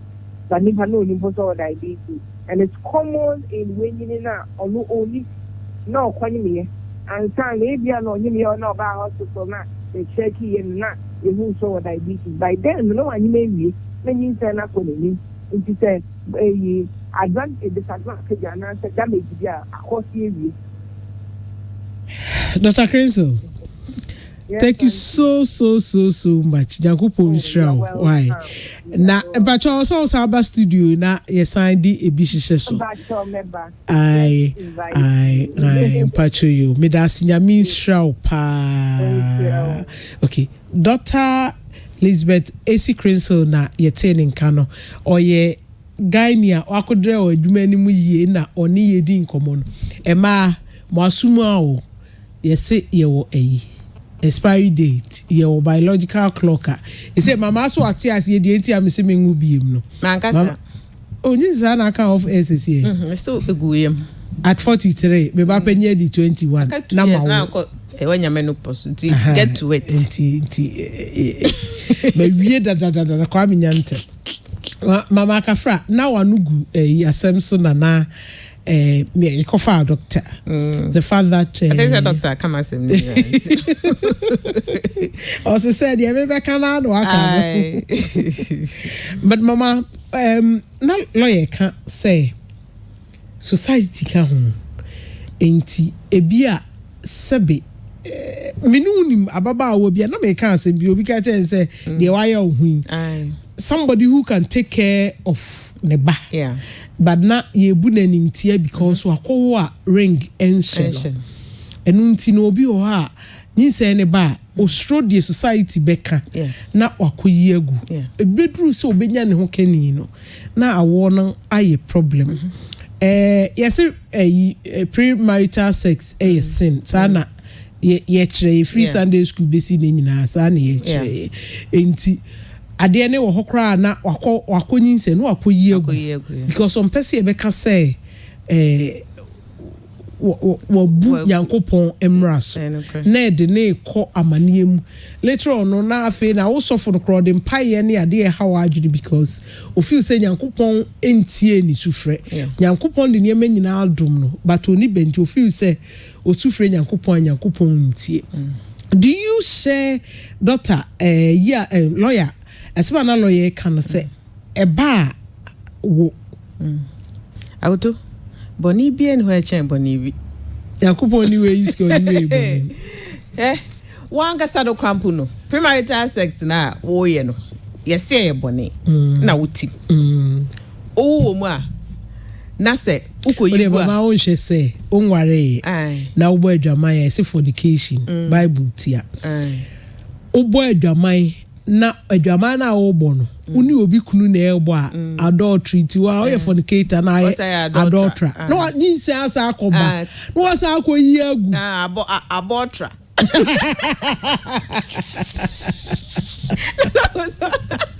Akoto ba unim let me mama can some show people are married omo aware mu omo awo omo anyem aware ni mu still omo ya abortion sir yes because beba ne so ompe ba ni bi ma na so beba ne so ompe wanyem oyire oye wife or mrs out aware aso no wanyem na ni abortion yes say nkola ne dawson it say nkola ne dawson and I say wow and e be on so Akoto not for the bad reasons e be kwampo wo ye no also do be it's medical there and it's but say ni nyina esi wa ensi wa ma say for medical reason there you can be pardoned but say mama only Dr. Demes atiwe na when you say Dr. Demes say it happens Akoto esi what can I say no busa wa reform wo ho say ada say mo nware kwa na ya abortion na aware fo nyina ye bi Do you get it? And that's about at the wrong time. Or for said no, if you're my worry and with the man, your magic and come in now, but they do it. It's going on. What up a phone line is never saying comfort. As my makers and boy. It happens, and you know, and man, and yes, I just wanted to bring it across. And yes, say, if it comes at the right time, that's and yes, say, you say, won't worry, no, how can you meet in a abortion? No. Abortion happens. It is counsel, our year counseling, marriage counseling, post marriage counseling, in marriage counseling. It's going on. Do you get it? Now let's come back to Yasamani. Can say, oh your bar. It do time bia. And you man no ma. Also what plan for life. May me say, the moment I won't name call forward the daddy no, it is possible that obenyim. Nipa na one ne da no e so de show tim say basa wanyem na apese obewo a ono na ne bewo nti menye wadwen say we de nam de timi hot so na de no wan hwe ya ba ko pen kusua na ba ko pen ne hye wo yem ukoyi gu wie ebi amabi enti no na menfa career any school ne sa ne manema no it's not a barrier to be now says one who say even more training colleges or manema principal say Monica some principal pamo says there was a big issue about it and say the bibi apeso ye bia no betimi aye now say lawyers bi omo ye pipilage omo nye me a e ho asem by there was a big issue about it and say no I won't see wo kwan say wo ye bibia wo betimi de nyinse na ye bibia opebi and ma me fa omo abonten ehyem enya ba wi a e wo say support the end of the world no they can so anonym sa support no benyan first no e bo no ma yesen a wo so ne so a wo gi first one obesan kofa bia obesan kofa oba wo 1,000 1,000 ebo a onya good support no onya good counsel no onya good advisor they are able to hold or we are no asem put on I have a very good friend Mabel or US is here I think so uni okay you know I want to buy first girl she has moved on. Sure, a lot of people, Nana, but lawyer mentioned, and there are lots of people who has moved on after giving birth. Because they got the good support of their parents, and that's when you be a man. So me say, my sister, my sisters, and paying you for yes. At 21, na me a reporter, and I was talking. Na me ne papa can pakosi me, but I'm ne can hansem. Oh, say mama, unya supporter. Yeah, yes. Unya support. And only Akoto ebi won pokra na obo say bia for years. No ntim ba. And mama say I'm here 21 years. Unim say menya complications ni at ebrebi e ka ho access ade doctor e ka awo access e ka molar pregnancy there. Say papa some of you to dira echi. Was say nanka only one na ebe wo na ase ka anyim bi. Papa e komo we want nya won koma. Say o dira echi no oti. Oh, you see, senka that time no. If I had not had Parkwesia, enka omo ni omo ye. They say so we should be. Age, senka menya, enka menya. But they say they at 60 kebi ama. Come hot oh. 43 come hot. Yes, even with one the grand football okutia. And for wombs da ho. Unim fiber da jiafa.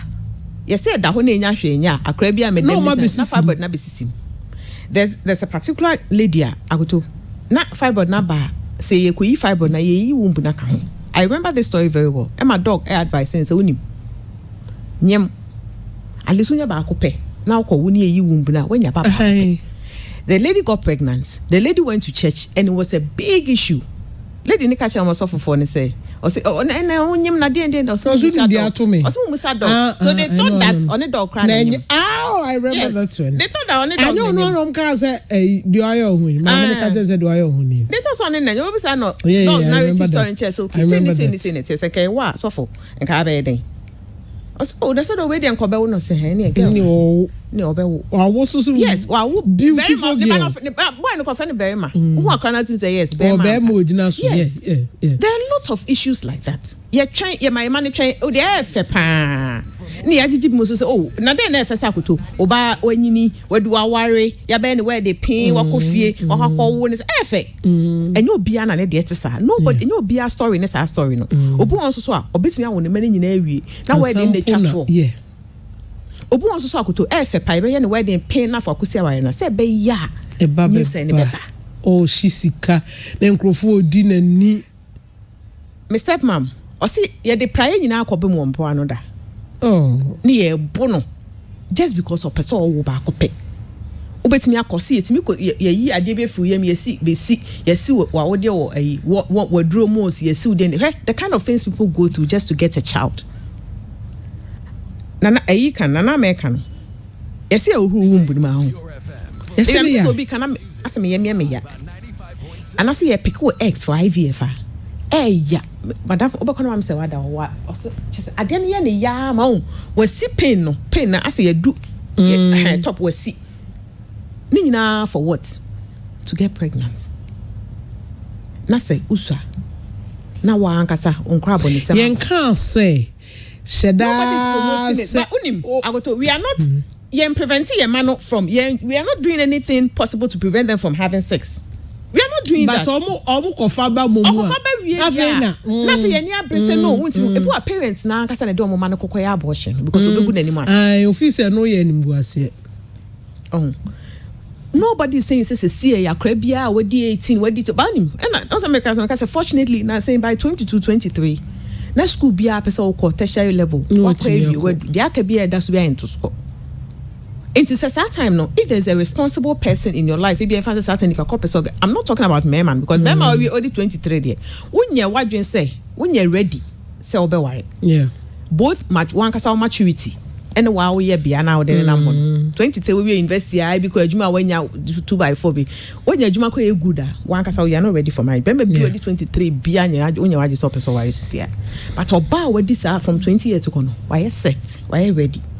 Na se fancy when ya bema we did emphasis from 30 ko na se bema no na adwuma bi o ye kakra na so be worry na let's allow them to and na worry we na get to business because and mama we will talk about the cost of getting married nowadays ebi anipa kro no omo hwe nyina o this is the milli ba man betina se omo nwa peste so se de ya ta de maaye this is quite the pictures say enye ne album ye fan shisha album bi mu ye no na ya de about ye bi photo na ye magazine asende o na afi na no di data if you can afford it but emma eno ehunahuna na enu ntini ebi a wanya ba ma bi a mo betimi ada lawyer chechire mu a woni no ne parents mienu kwa mutibi kokeme no makoware ana say fie die mpo abusuafo and it's like that everywhere Akoto when you say US when you get they don't even need a witness if you have a witness fine if you don't have mumienu kwa mbeti akoja court to akosign no maware na motebo be if you have a witness no obia okwa judge ne nkasa for witness bra mo ho ye high mo a na some person mo ye party from na mfufua na mo aye oh and enya no hold ya ware no he e ma you should hold you some team say ada divorce so yentimi go through divorce enya paper na akwaje fe a wedding ade na wabeto fie na ehunu na be ma na se mo nja wo udi nsemfo a obeja wa kono so pa ma wa nkasa say the bible mu na o say man certificate board ya kono so me fanche no sa na shebe pass obeja wa kono so akokota ko sign ma certificate si waja wo pa mo na say so mo ye a divorce a photo shoot deputy you enti wonim enye no na guarantee wa ware no wan kasa usuban na oye bia de kwetena ware na se no na guarantee or enti mema ne nya wo say me be wedding pay me twen obi oba be ware me aba me wedding nipa kra ba fie abehu obusuafo na so o ma me se o de ketua bi abetime be na so oba ye ketua bi na ma wani nso na kwetena se na start ball bra we should get to business o ware wie na no get to business oba wo na ware ye won tema sore so we school no 3 years 4 years 5 years the opposite wo nyina no wa wo you are done then se school na be kwa no start ato aso ko what you say no ma unim nya ye say na mpese menya we wi ansa na metimi asifie no mesese dan ni de me ba na to ansa na mastate awo ene say awo no ngina ho ntwen wo ongina ho ntwen wo na Akoto ne ye ka adoption ye ka surrogate unim that mama kuma enije say I've seen a lot of ladies doing that these days. They are adopting me wadanphobia and the story it's a very sad story. Recently me who say or the also ma ye who so onyem or the bible say ne ba no we are happy for her. So akwa adopt and also a surrogate and phobia ho mama we are happy for her and no you're comfortable otherwise there will be friends some people say na how be no school group or choir or say oh I'm a proud mother now. To be then I'm say hey now the one train just say hey I fe ni kunu first one ni kunu ne brother penny in a dikan we na ni kunu so be we na ne brother second one say we ne ma me dia hometie ma me booking heart na ma me ba Ghana no buy for the money you know obetina ne nche no hu de bia ne kun be ma ne crazy tete ne ba no ma me na fa ho awu isa kon ne sister pe e na onya guy for US a guy no e worry no guy no so be worry so ne guy so afi guy no so starting misbehaving. She's a big girl or manager so big take care of or herself. House is soon or if you call team no or say I said memories it was or the fear na high no to airport hills or high on an apartment not to hope guy no US no so buy no share guy na know who say opportunist. Do you get it? And a guy needs to be in a guy needs to the lady has been through a lot. And on our house is no who's only baby. I need a child. And a way be. And some people have the nerves to tell her, say, now one train. On train day, we near now was on train wine. On some train, my bema from my mother, I'm a worry no. I know, she say, all train days, and I'm pissing me all train day. When your bunny be, and she's happy. Say, maybe I'll call for a bunny if I will obey. What do you know what you mean? What you want to ask, and I was saying, and you're courteous. No. And yet, man, so somebody cry say, "Hey, saying that is the same that's the first question you ask." Obi crow mama obi say, "When are you having another one?" I go to question I annoy me. Na say, "Oh, we should stop asking those questions. We the pressure to come for so we put say, "Oh, hey, what the bad thing?" Obi time I say to say me to him and I'm Mr. Sesen. Because I want to me person who dey owe him. Say, "Why are you asking that?" They say, "Oh, him." And how's that your business? Yes. The same crowd on me saying, hey, me, I go to me, and mammy and son, obi to that Bama, na Bama come home. Just what you say, mammy and son, when you're satisfied. Say, wow, ma two, Bama one. Oh, and if Bama just say, oh, baby, I say, be a more wasamka.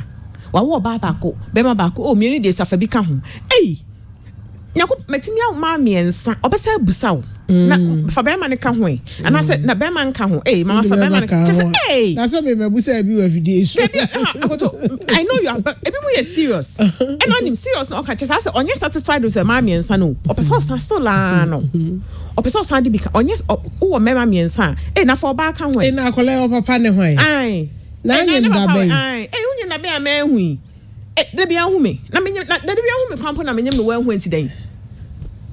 Oh, because they say no, your adoption. Say Chroma na Madame Fubiawo. Almost say all men who saw your mother. Enti. Na no bia afa phone afro say, "Our Madame for no, ne banane papa ne why." I was not to be crying now. Busami akme offended. Oh, Busami say, "No, se me bisa no." And also, akọ say no, yakọ nim technology wise. Say onko for so put oyibonia or say me body best say. Enti me no me pese obi wo ma me. Even as onipa kro betimi ay IVF ana akobusa e boy so obiko ay surrogate e biko ma yimi kosu ade ama mili so onwo ma me yimi kosu ma family kunu friends aka ho mili me fu no e biko apose se kwa yare biko me mpesa mintimi nwu bi ntimi de ama obi so onye ma nipa kwa anyem wa wo me ba no Kim Kardashian it doesn't matter how they get to you the here say they have got yes, that they are yours it's emfa ho ono sika berebo wo wiase me nyina no otimi wo se nyame enu pe omo ka ho nyina no nkofo na wo ma no these are kids that were set to say and that statement in Akoto it doesn't matter how they get to you they hear and say what dear oh na no bi bisa me bi bibi na make am there yeah make us also bad na ba no dey am there na say am ba no am there say what you say questions we her say yem bisa dia ni bia disrespectful questions one disrespectful so obuso bisa there be na one now do na so to ba haji mamuna wow is that your business there be sin come to no dia Kayla technique and you can okay with it I didn't know anya wo set technique na bia kata ni be ba na makwakofa no enti ya fa say me aka ni na say ma tu edin e wo ehwo ha enti den Oh, some questions are this, and you are being they too are inquisitive. driving people to almost early graves with these questions and these attitudes. Oh, looking down on Obi Ebi awo betimi abowa konhoma. Obetimi ahwe no ma ebi a 7 awo but wo looking down on Ipakron because Nyankopon change wontimi ngubi. Hello. Yeah, microphone feel say they are less human beings. Entina na lawyer ka na microphone saying we go to every length just to have a child. Now, ebi create me Korea. Nkolano. Na saying say hospitals yet child stealing. It happens. Oh ha, maame ne so ofa ade aba.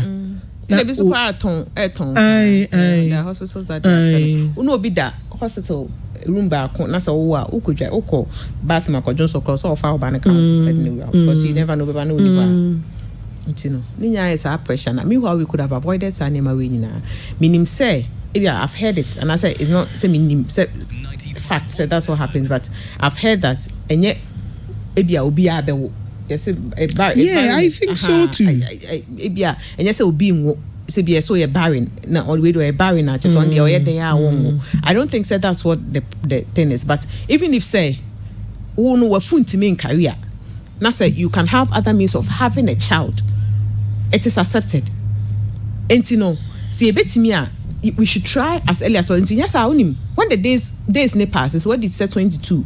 Na so twenya na so di 29 na. What we still say we years? Say years no, I know years that you can go back for them. O body no I overgrow youth. What the name na broso. It is years and you cannot go back for it. But we do baby na Akoto, there are options that you can take. As soon as possible, you get to those options. What if most to me worry almost say yeah train me young will say me train kakra because I want to enjoy my husband and all that sometimes I name say I say facade big me TV or Ghana no abrofo de yes but me TV or Ghana no so I don't want to share my husband now no name say be a bibi keke oh my TV somebody they are saying know it exactly you know me train want to you train 2 years we to know and love ourselves to have fun for ourselves traveling and anyhow and yes there's nothing wrong with it because no cramp na one any priority and it's okay it's your life obia nkasa fa watch chiro ho na wusisia but that she been me can true me san fa me ahu asa na oso to abeka yen pai bo no ye bon pai na say bobi ma say no person wo because what do time person wo nti so awo is something that o your bar na so why you wadwene say obewo dia entempara na wa get to it na why yen entem na wa sorry so na watimi ahwe nkra no and I say you enjoy them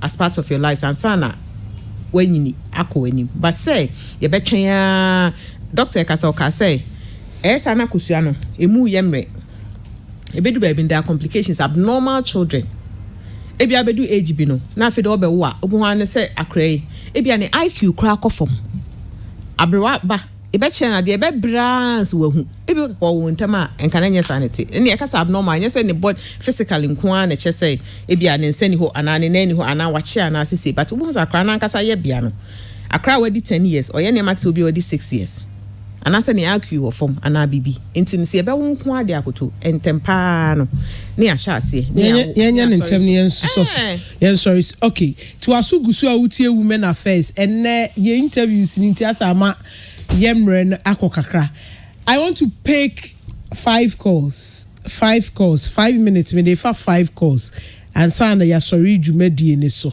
0240929256 0240929283 0240929256 0240929283 na enkoma ye die ema yesi ye biological clock yen twetwe ho nkomo o experience bi ana ne yen ahye okay. Hello, good evening. Good evening. Epacho, to say udini baby akase free. Epacho baby say make us free buakwa. Okay, I'll say into you. So this is I'm making forward about home for the year warren year ubana hinya pa na ne people be brina no it need just say obeware but the necessary preparation, what's all preparing for wedding now? Ayana, you benefit. It's all in terms of the comb, but what to sustain the marriage and to move ahead and to let the marriage be more lovely and more substantive in growing, they are more the most for education. Yeah, that's a pa uncle say. Hello, dear baby, I can say free. Hello, oh, okay. Okay, 024092926 02409298283. Hello, good evening. Udine baby, I can say free. Okay, Kofi, me too. You guess, no. So I think I understand, I appreciate their frustrations there. But I think there's also a cultural context to, all of the issues you are raising. And I know, say, it is not a religious discussion, it is more of a secular something. But we need to, put things also into our cultural context. Of course, there will be shadow, now, actually, now would have been, as you see in our social context, it is not something really, really wrong. So, but of course, there is no hard to the emphasis. They're asking that because it's a follow-up question. They're really interested in how you came by your child. Those are exceptions. So I think the discussion will come over to me. I'm a little more of a cultural context, like in a typical Ghanaian context or African context, which people can really appreciate it. I think there's too much of elaboration and in some extreme cases going as far as saying, surrogate mothers, and regardless, however I came by my child, if nobody else is business. People find it difficult to appreciate it from our part of the world. Don't you think so? Okay. Kofi, that's it. Hello, Udini baby, I can say, oh, and so, Asama, Kano. Can say, it's part of our culture, but say, modernize a lot of the things we grew up knowing. Hello, Udini baby, I can say free. Pacho me free tetimai. Pacho. Hello. Pacho me too, Adarma. You say me free tetimai. Atuma tetimai. Okay, Pacho mo anonko. The woman say, me a counselor ewa asafu bi mo.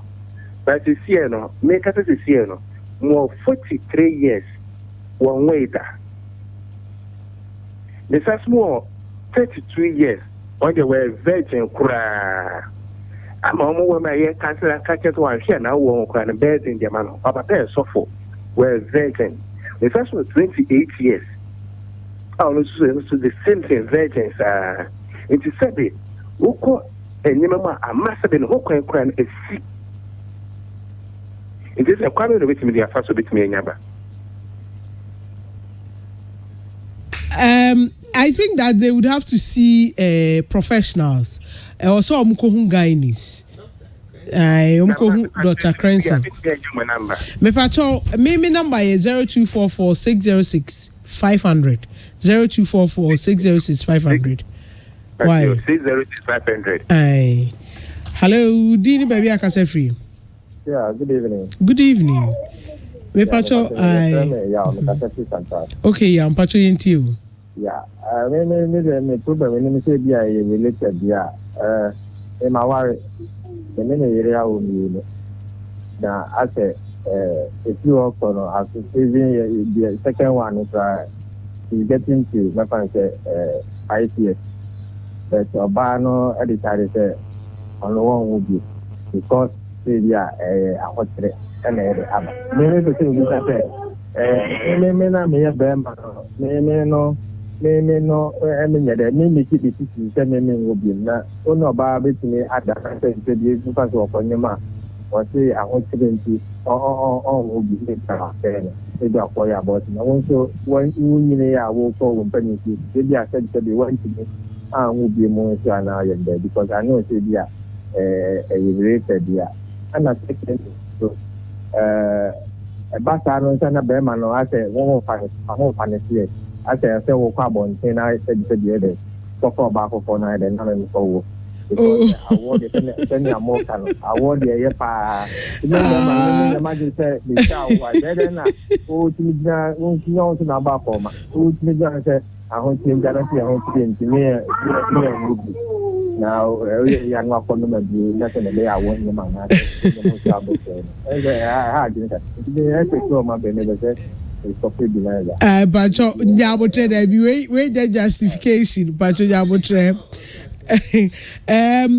oh mama me fa ko we na de call the crowd drop it They be say oban ne take decision nko so on will be ananya sa say or say oba no nyi se bakra na oba na akose na oni ni behia no afa adru I think that to say ye can mema yes mema ni bi sukra afa adru onu nyi se a no onyim na koyi na onya afa adru na ono abe have sex na but to say decision oba no yeah oba no kwanti me take decision enye be ma no krase yemi ne ya te ase say ya nwu bi but be ma ne te ase but so wo be ma so ma no ho kire no nti na o kasa ho kire but be ma no say nya oba na e chop money the way be ma na kasa sa ho kire ni ho dia mama ube hu na oba no aho kire no in the contest say bia de ne nanfufuo bi reasonably na o pebi let's be reasonable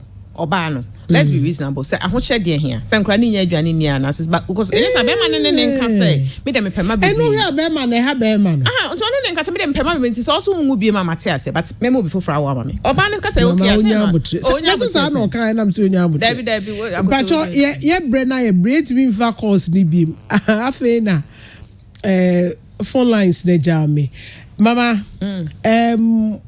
Kofi now 30 seconds Kofi, I think Sana Kofi say we should consider social settings. When people ask you say, "Oh, my grandpa papa ni nesa," but Kofi should also understand that a lot of things are changing. And yes, IVF, surrogate, adoption, exactly. It has become part of way. And no say wow, because the more you ask, and as they ask those questions, you see against you. And no, we should stop it. Na ye who say you are going too much. Ne beni I me beni oh okay. Then you move on. Ne papa ne hwan ne oh nda ben na me who say woni mo na den no it's unim we ye ferry. Oh, as you put the person in a very awkward position. Offensive. Yes. You are offending the person. Kofi, it's not like I said we are not considering social settings, but our social settings are changing, so we should change with exactly. it. Exactly. Yeah, koye nim ne baby o ha. I was say yes sano. Had the djumadi ni isi. Yeah, the Women Affairs Ebreo on Pure 95.7 FM. Midin de Akoto Mansa Attakora men Queen Eraba Queen. Ai dasene. Yebeshia ye sound another interesting topic ebebro we will be say ene osua bibia free mu especially and some mama lawyer Ama Mcbrown any Dr.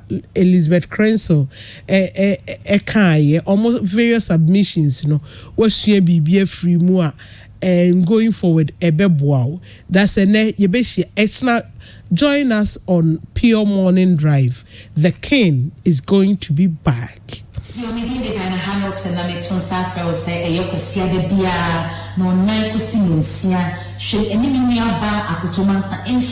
Women's Affairs. Pure 95.7 FM. Namu twetwe komo, namu tietie mu nsem, emai mu nsem, edoso, na si ehia so a e share knowledge a lot. Inti nyame mwaye, nyenti ni share, nyame share. Pure 95.7 FM. Subject more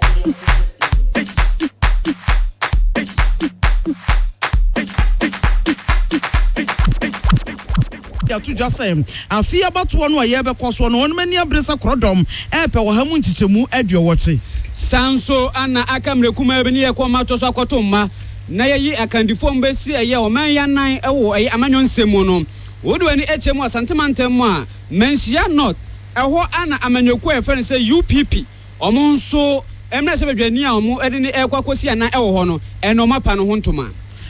And what to say West NPP about one besuano so one so extra same. Bobe di obe to me be asa de be akonya NPP akonya no ebeka wonom ensem. Wo arehosem ye de ani bechemu ewo eye akaporuso ewo adanse ne mountain so bo ase abrantie bi ahye no ho ahoma amwato na no wonse rebusuafo se we die enyo no na kunu no bi ensa wom emu nchemu nya ekakase hu ewa ma no nsem mu nsuso Belarus maimu enkra yensa ka firi wa ene se wo manfo bi ato ho agumontene so ya wo ye yekyere no akire ne nipa nan afemu ahwere wonom enkwa weinom ne afoforo bi eka ho ne yesi nkonwa ya nwumre ye timu nkyeremu no ebremu aseda piesie kwode amabo ageda Costa ejaba wase wada Roma waboabo akasebo no no kama mo semfo pani Europe wa he wode ne sasase ye ne yesi nkonwa ne ye bekyere nsemi mu ayemme nana ama ampoma abedi meniminu abema Abuaje da Costa enyume ko ya da Roma enu okra ye mu akasebo mu nkyeremu no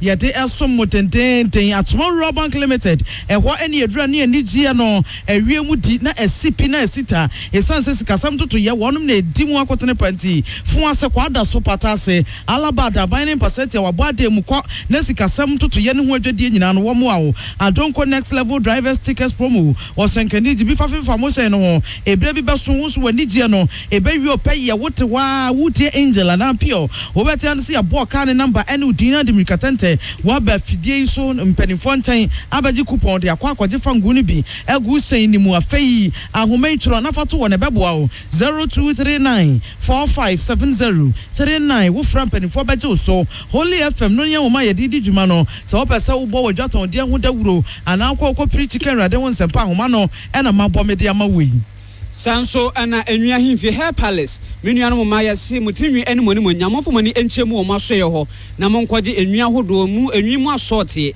ni nya no ebi ahye ho ma okọ abofufufu mu onsabeka oso ene wo de Betway Casino we eye online gaming ya okọ ho a de hianso akọ online ho no aselect games a ope na udi usika no watwa sika bia peso watwa bia no utwa o spin a ebeboa na so atime de sika pudu pa Betway Casino ene ye kan for the choice the sani bio no epesika Adonko next level we eye new premium energy drink free in group of companies Dr. Kwaku Otiana mensa so woni jama ya brofo ene de ensen ede bedwa so a we abrudo bia no bia tunu bi imam sofo ene obi a bofra nkokorafo adantem obi a enya bia wonoma ebeboa ne yepa wo mo ne nyumaku aka ene numere yi omota ye chia ye de kase no eba wa akwan mu